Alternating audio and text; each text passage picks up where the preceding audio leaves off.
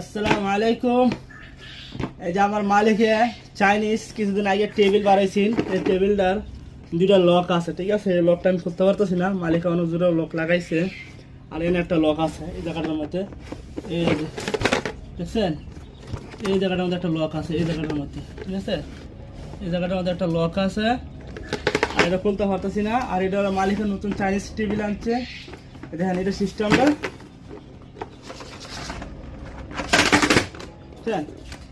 এই table system হলো এই যে টান দিবেন খুলে যাবে, টান দিবেন আবার লাগাই, এই যে লক, বুঝছেন? এই যে টেবিল, এই যে টেবিলটা সিস্টেম, বুঝছেন? এটা বক্স ফিটিং করার টেবিল, বুঝছেন? টেবিল